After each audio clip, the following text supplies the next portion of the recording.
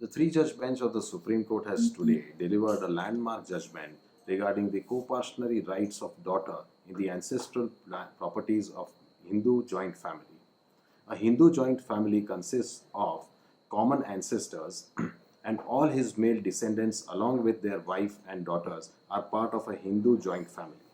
However, the right to property was restricted only to co-partners which could only be male descendants up to three lineal descendants in a Hindu joint family. In 2005, Parliament brought an amendment to the Hindu Succession Act whereby daughters were granted equal right to property on ancestral lands of Hindu joint family. That amendment had a far-reaching effect and cleared the inequality and inequity which was prevalent in the Hindu society where daughters were not granted equal rights to property as regards the son. The said amendment created several conflicting decisions of different high courts and also two conflicting decisions of the Supreme Court, whereby the issue was referred to a larger bench of the Supreme Court which delivered this landmark judgment clarifying the proposition of law. The question was regarding interpretation of Section 6 of the Hindu Succession Act as two division bench judgments of the Supreme Court in the matter of Prakash versus Fulavati reported in 2016 2 SCC 36 and Damanna versus Amar reported in 2018 3 SCC 343 had taken conflicting views. Earlier, woman could not be a co-partner, but she could still be a part of the joint family.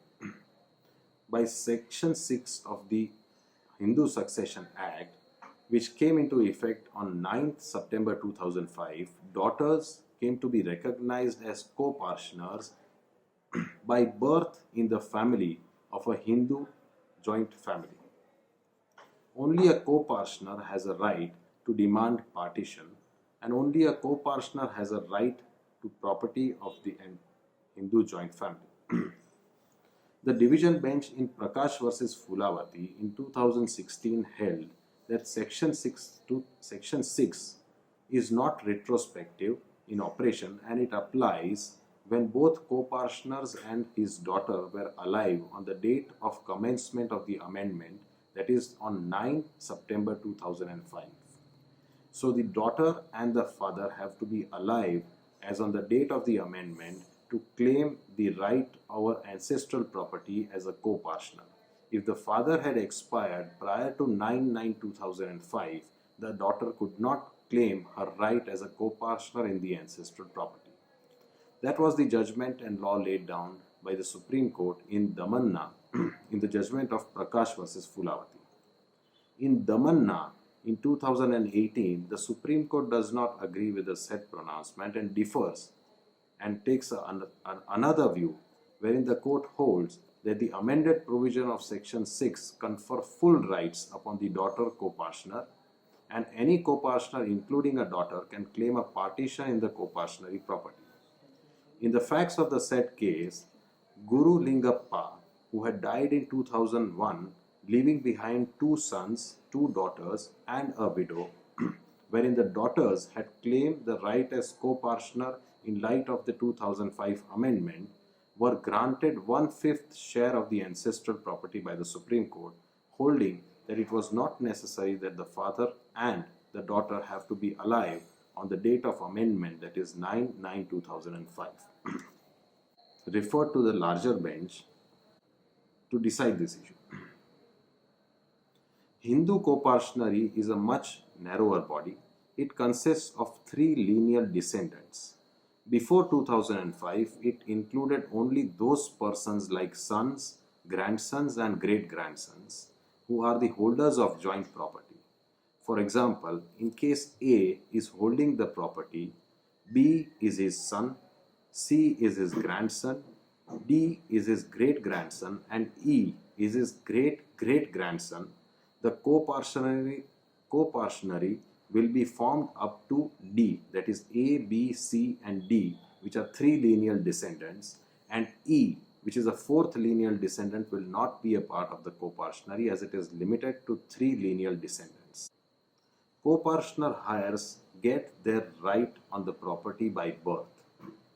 The incidents of co-partnership under the Mitakshara law are: first, that it is lineal male descendants of a person up to 3 generations. They acquire their right on birth and become owners of ancestral properties of such person. Second, that such descendants can at any time work out their rights by asking for partition. Third, that till partition, each member has got ownership extending over the entire property along with the rest. Fourth, that as a result of such co-ownership, the possession and enjoyment of the properties is common. Fifth, that no alienation of the property is possible unless it be for necessity and without the consent of the co-partners. Sixth, that the interest of the deceased member lapses on his death to the survivors. Now, with the 2005 amendment, which came into effect on 9th September 2005, the daughters came to be treated as co-partners in the same way as a son was treated by birth, with the same rights in co-partnery property and liabilities. The only exception which was prescribed in the amending act was that if the property was alienated, disposed, or if the partition had taken place prior to 20th December 2004, then the daughters would not be considered to be as co-partners. The conferral of the right by birth and the rights are given in the same manner an incident of co-partnery as that of a son, and she is treated as a co-partner in the same manner with the same rights as if she had been a son at the time of the birth. Though the rights can be claimed with effect from amendment, that is 9 September 2005, the provisions is of a retroactive application, which means that even if the daughter is birthed prior to 2005, she will be considered to be a co-partner but with effect from 9 September 2005. The retroactive applicability to this statute is one that does not operate retrospectively, but it operates in future. However, its operation is based upon the character or status that arose earlier, which in the cases of this nature is that if the woman or daughter is born prior to 2004, still the amendment would apply and she would be a co-partner in the ancestral property. The finding recorded in Prakash versus Fulavati that the rights under the substituted section 6 accrue to living daughters of living co-partners as on 9/9/2005, irrespective of when such daughters were born. The Supreme Court did not agree with such proposition, as it held that it was not necessary to form a co-partnery or to become a co-partner. The predecessor co-partner should be alive. The relevant aspect is the birth within the degree of co-partnery to which it extends. Survivorship is the mode of succession and not that of formation of a co-partnery. Hence, the Supreme Court did not agree with the concept of living co-partner as laid down in Prakash versus Fulavati. The right to claim partition is a significant basic feature of the co-partnery, and a co-partner is one who can claim partition. The daughter has now become entitled to claim partition of co-partnery properties with effect from 9 September 2005, which is a vital change brought about by the statute. A co-partner enjoys the right to seek severance of status, and under section 6.1 and 6.2, the right of the daughter are pari passu with that of a son. Once the share of co-partner is determined, it ceases to be a co-partnery property. After taking a definite share in the property, a co-partner, which can be a daughter, becomes the owner of that share, and as such she can alienate the same by sale or mortgage in the same manner as she can dispose of her separate property. The effect of partition is that the joint ownership is terminated and the respective shares vest in each co-partner in severalty. A partition of property can be only among those having a share or interest in it.